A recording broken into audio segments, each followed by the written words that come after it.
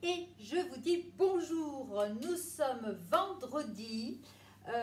Nous avions depuis le début de la semaine attaqué une série de recettes bottes secrètes, c'est-à-dire ce sont des recettes que je fais régulièrement. Sans tracas, sans souci, pratiquement les yeux fermés. Et ce sont des recettes, mes recettes fétiches. Voilà. Je vous souhaite la bienvenue. Hier, nous ne nous sommes pas vus. J'avais lancé un petit jeu concours et vous avez été nombreuses à jouer et nombreuses également à vous casser les dents parce qu'il y avait un piège. Ce piège-là, ben voilà, il y aura une photo pour vous montrer quel était le piège. En fin de compte, il y en avait deux sur la photo. Dans l'ensemble, vous avez trouvé, hein, mais vous êtes cassé les dents sur un produit, c'est-à-dire le Speedy 2. C'était pas le Speedy 2 qui était en photo, bien joué, mais c'était un vieux produit Tupperware, le Quick Chef. Voilà, qui est l'ancêtre de notre Extra Chef. On tournait avec, pour couper, pour hacher, alors que maintenant on a la ficelle sur l'équivalent du Turbo Top. Ça, c'était la première grosse erreur. Toute, vous avez foncé tête première avec le Speedy 2. Et puis la deuxième erreur, là, bon, à la limite, j'aurais pu jouer le jeu, c'était les empilofrés. Voilà, les empilofrés, la photo que je présente, vous avez 3 empilofrés donc basses, alors que dans la nouvelle collection, vous avez une empilofrée haute et une basse au-dessus. Voilà, mais bon, c'est vrai que c'était peut-être pas très visible sur la photo. Non, là où était le plus gros X, c'était concernant le Speedy 2 et le Quick Chef. En tout cas, je suis heureuse d'abord de vous avoir amusé. Je vais essayer de créer d'autres jeux comme ceci, mais il y aura une récompense pour tout le monde parce que je trouve tellement sympa le fait que vous puissiez participer. De toute façon, ça j'adore. Aujourd'hui, je vais vous montrer un seul et unique produit, quasiment. C'est un produit qui revient sur le mois de mai. Ça fait partie de mes chouchous ici. Ça n'est pas un moule à tarte, c'est un moule à garnir. Vous voyez un petit peu comme il est fait ici et surtout comme il est fait sur le dessus ici. Alors aujourd'hui, ça ne va pas être flagrant parce que je ne vais pas utiliser le moule à garnir comme un vrai moule à garnir. Je vais l'utiliser comme un moule à tarte parce que nous n'avons pas à l'heure actuelle de moule à tarte dans le catalogue. Donc je me sers aussi bien de celui-ci, surtout que je vais travailler avec une pâte feuilletée du commerce. Donc ça ne change absolument rien. Mais je vais quand même vous expliquer et je referai de toute façon une vraie recette avec le moule à garnir. Vous la voyez, cette rigole ici tout autour? Voilà. Si bien que je garnis mon moule comme ceci, par exemple une petite génoise, d'accord? Et puis au démoulage, voilà, au démoulage, je vais avoir donc ceci, c'est-à-dire, alors ça ne paraît pas bien sûr, ça c'est juste pour avoir des pieds de façon à ce que à la cuisson, mon gâteau, ma préparation ne se déforme pas. Ce sont des pieds simplement. Mais vous voyez ici que toute cette partie-là va être creuse en fin de compte. C'est pour ça que ça s'appelle un moule à garnir, un petit peu comme les moules à garnir que l'on achète directement dans le commerce. Et là, si c'est du sucré par exemple, sur votre génoise, vous allez pouvoir mettre une chantilly et présenter donc un quart kiwi, un quart donc orange, un quart fraise, un quart framboise, etc. Vous allez pouvoir avoir une tarte fraîche printanière chantilly, donc avec un fond de génoise. Si c'est par exemple une recette salée, ici, j'ai une préparation que je fais qui est l'équivalent d'un cake, donc dans lequel je mets des olives noires, des olives vertes donc hachées, avec du vin blanc, de la farine, du sucre, pas du sucre, de la farine, des œufs. Et donc, ça me fait l'équivalent effectivement d'un cake que je mets ici dans le fond.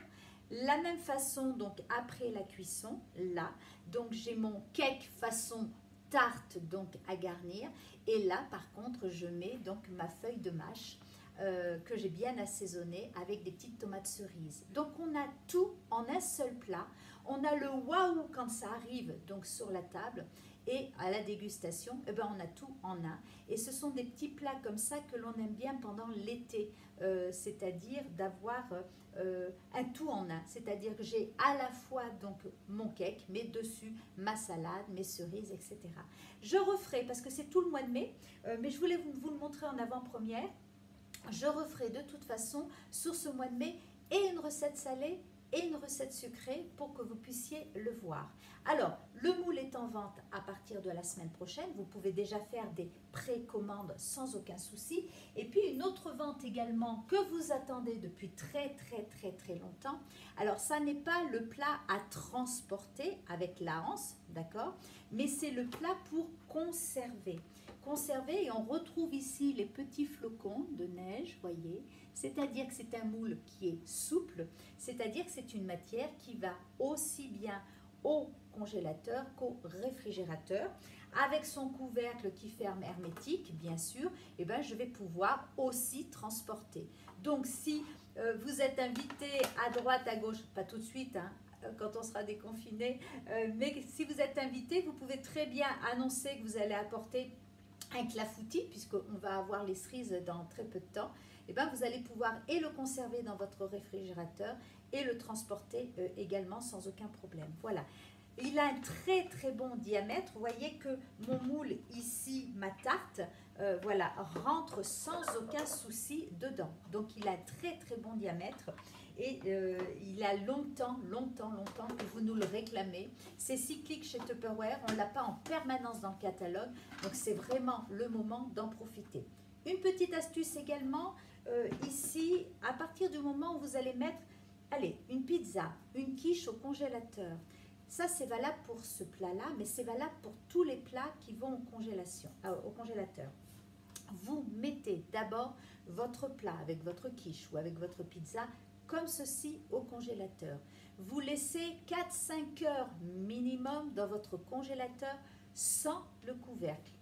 Ça va se refroidir beaucoup plus vite et ensuite seulement vous mettrez votre couvercle. Si vous fermez tout de suite vos plats pour aller au congélateur, et bien de la température ambiante jusqu'à moins 25 dans votre congélateur, ça va faire un choc thermique et c'est la raison pour laquelle toujours vous avez des paillettes donc d'eau sur votre plat préparé et également donc sur votre couvercle. Pour éviter ça, tout simplement, vous mettez d'abord au congélateur et seulement après, vous fermez avec votre couvercle. Voilà, j'en profite pour vous dire, pour vous faire cette petite formation parce que c'est un plat qui va au congélateur et que c'est vrai que quand on cuisine comme ceci, on ne parle pas suffisamment de la congélation. Donc ça, c'est important.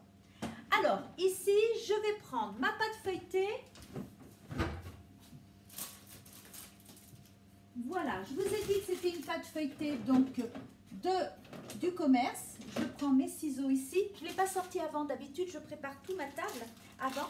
Mais c'est vrai que si on se met à papoter et je papote, automatiquement, la pâte va se ramollir et elle est un petit peu plus difficile ensuite à travailler. Voilà.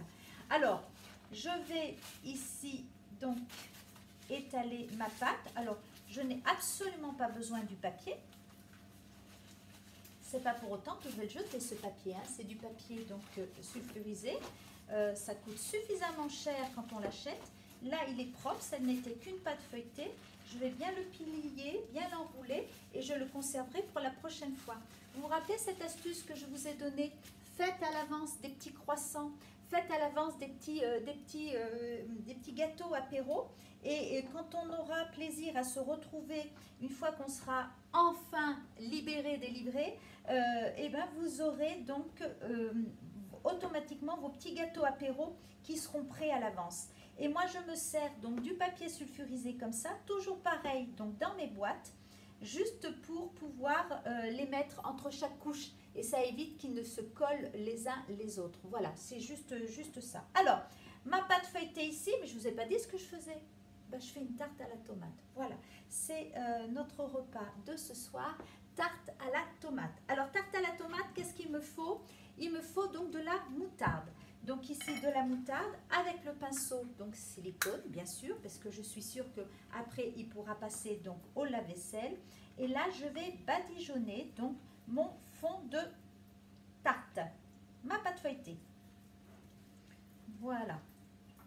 Oh, c'est pas une recette, ça c'est quelque chose certainement que vous connaissez, mais les recettes que je fais, c'est pas forcément pour vous apprendre, mais c'est surtout aussi pour vous dire, ah bah tiens, oui, ça, il y a longtemps que je l'ai pas fait, effectivement. Ah bah ça c'est une bonne idée, tiens, je savais pas quoi faire demain midi, et ben je vais faire la tarte à la tomate. Voilà, ça sert à ça aussi ces vidéos, simplement à se remémorer un petit peu des recettes que des fois on a oublié. Pourquoi? Parce que c'est cyclique. Enfin, je ne sais pas chez vous, mais chez moi, c'est cyclique. La tarte à la tomate, je vais en faire pendant 15 jours, 3 semaines, et puis on en aura marre, et on passera à autre chose. Et on va l'oublier. Donc voilà, c'est ça. Donc ici, le pinceau dans l'évier. Je vais donc, voilà, j'ai badigeonné avec ma moutarde. Si je mets tout de suite mon fromage, vous savez, c'est du fromage, voilà, carré comme ceci, c'est ce que l'on prend pour faire les croque-monsieur. Et là, je mets donc mes carrés dans le fond donc, de mon moule. Voilà, comme ceci. Alors, n'hésitez pas, il faut en mettre. Hein, c'est ce qui va faire donc le moelleux aussi au fond. Hop, le petit plastique, viens là, toi. Non, je te laisse pas. Non, non, non, voilà, impeccable. Ici. Alors, si vous n'avez pas, vous ne pouvez pas aller courir les magasins, en ce moment, je le conçois très très bien, vous pouvez aussi mettre du fromage râpé. Moi, je garde mon fromage râpé pour en mettre par-dessus tout à l'heure. Voilà. Mais si vous n'avez pas, bah pourquoi pas, ça peut être aussi du gruyère. Donc, généralement, le petit paquet que l'on achète, voilà, nous fait notre tarte. Vous voyez, j'en mets, hein. Allez, il en reste 2, on ne va pas les gâcher, sinon ça va traîner au fond du frigidaire et on ne saura pas quoi en faire. Donc de toute façon, je mets tout, parce que sinon après, c'est du gâchis et on n'aime pas gâcher. Voilà, allez, les petits papiers ici, hop, à la poubelle. Et là maintenant, donc je vais m'occuper de mes tomates. Toujours ma planche à découper ici. Vous vous rappelez, elle est très très fine, certes, elle est souple également et je m'en sers pour tout découper. Donc ici, ce sont des tomates que je vais préparer, mais c'est le pain que je découpe dessus, c'est le saucisson, etc. La seule chose que je ne fais pas dessus, et ça vous le comprendrez, même sans que je vous le dise, c'est ma volaille, c'est mes rôtis dessus, voilà. Quand il y a trop de jus, effectivement, comme elle est très très plate et très très fine, bah, ça a tendance effectivement à couler. Donc j'ai une autre planche avec une rigole, simplement donc pour mes volailles et simplement donc pour mes rôtis ici. Ici, ma passoire double, j'ai lavé donc bien sûr mes tomates. J'ai également mon couteau à tomates. Petite merveille, ce couteau à tomates, je le présente systématiquement. Vous avez ici donc une micro-denture, voilà, qui va faire que vous allez faire des tranches très très fines, vous allez voir, très très fines dans vos tomates, donc sans les écraser.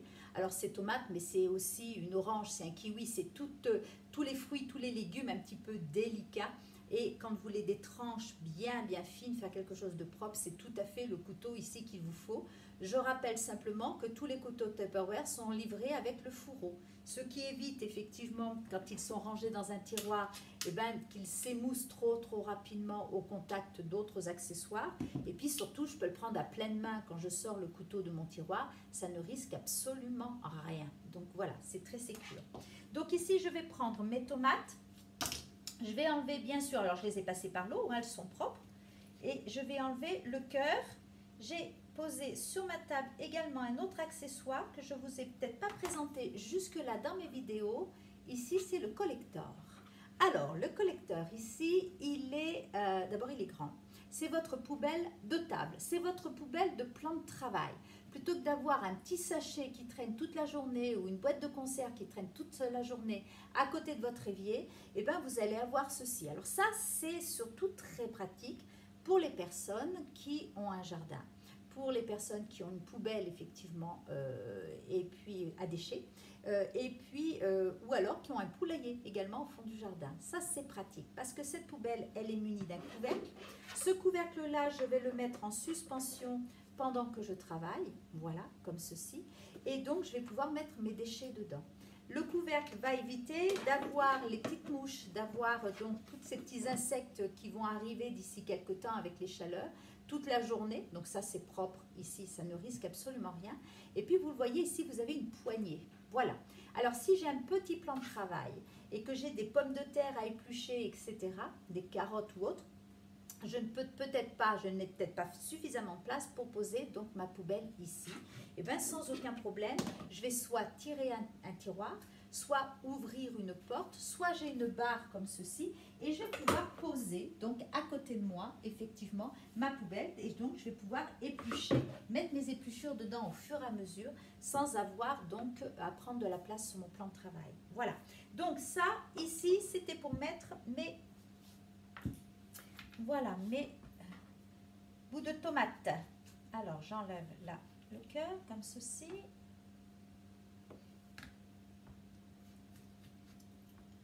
Alors, il y a donc la pâte feuilletée, il y a la moutarde, il y a les carrés donc de fromage que l'on utilise également pour faire les croque-monsieur.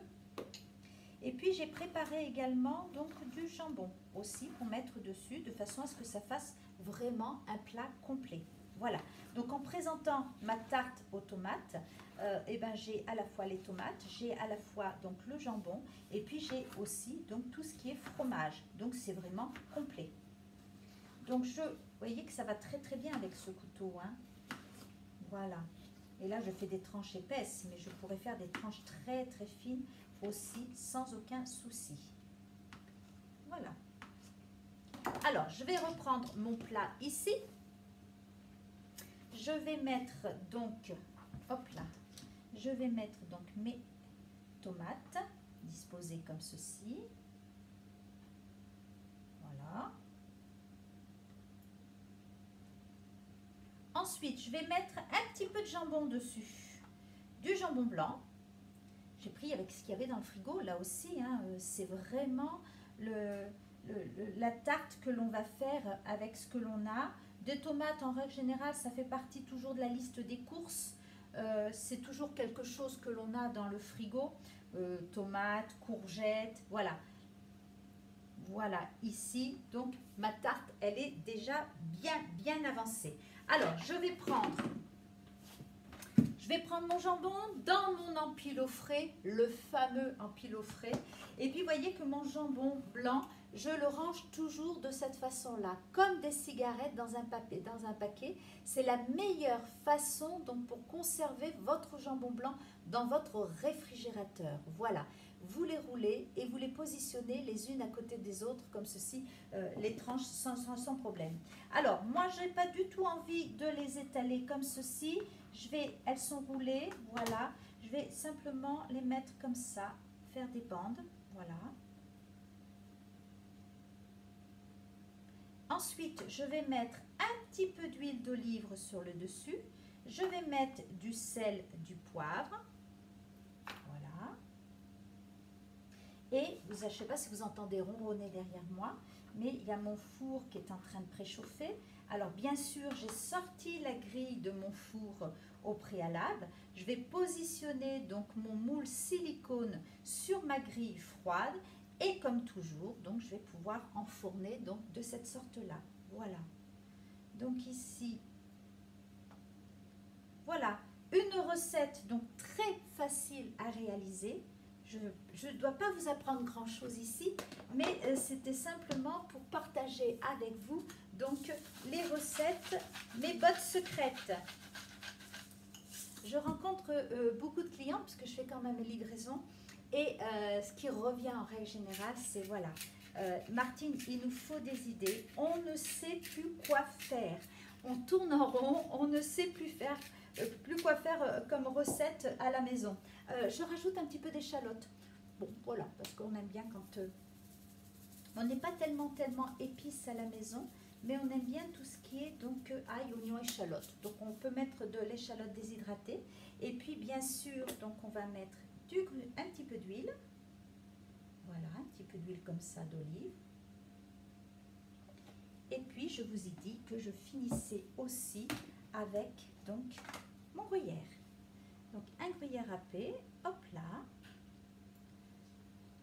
Toujours pareil, hein, râpé soit avec le moulin universel, soit avec l'Adapta-Chef et le cône donc pour râper. Voilà, ma recette est terminée.